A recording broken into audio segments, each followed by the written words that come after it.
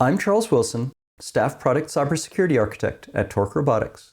This presentation will cover the Dynamic Analysis Perform Analysis activity.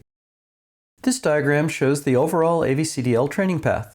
If you're taking this training, it's assumed that you've already completed the AVCDL overview training, and additionally, that you've completed the Requirements Taxonomy, Security Requirements, Secure Design Principles, Apply Secure Design, Threat Prioritization, Secure Settings, Secure Coding, Dynamic Analysis Overview, Dynamic Analysis Established Settings, and Dynamic Analysis Instrument Element trainings.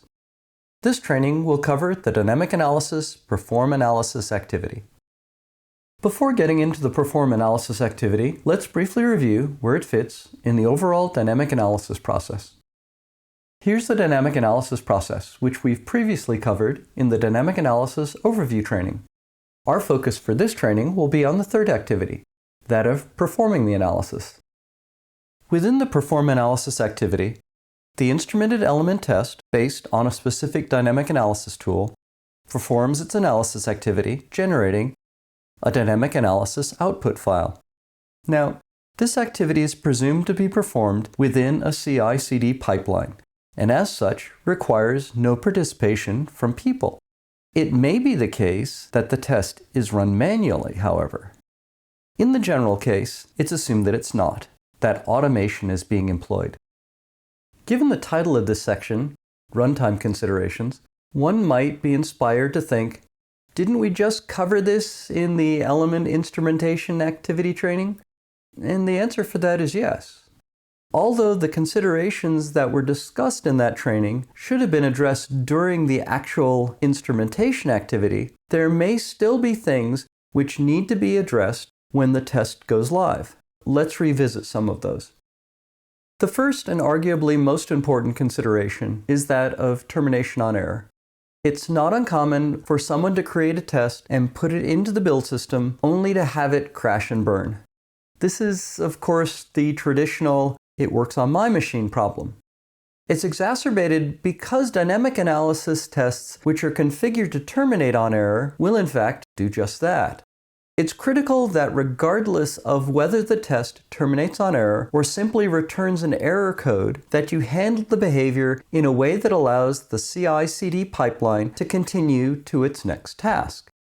This includes cleaning up any residual state that may exist.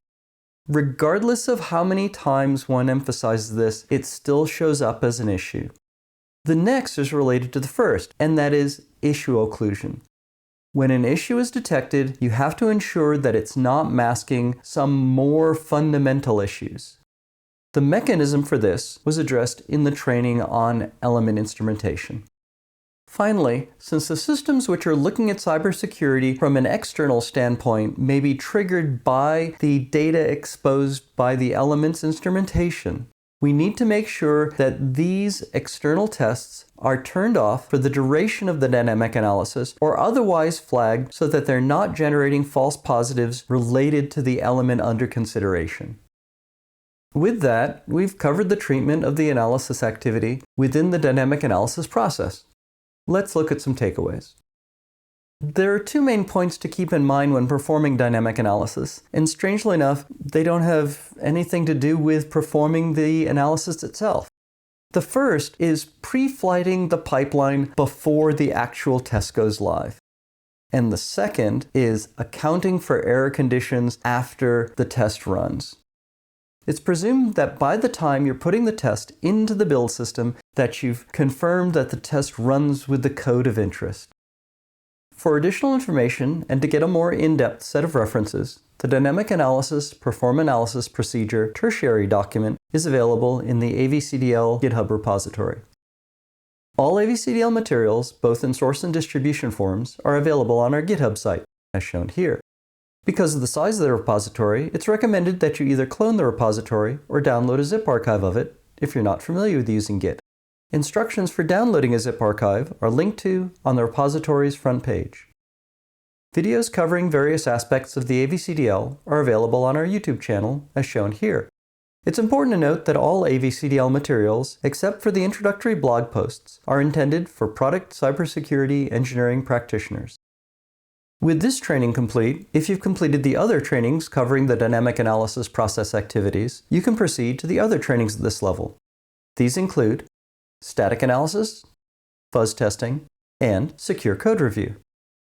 Here are the references to the source material used in the creation of this presentation. They'll also be included in the video description. Additionally, this presentation source material will be provided on the AVCDL GitHub repository.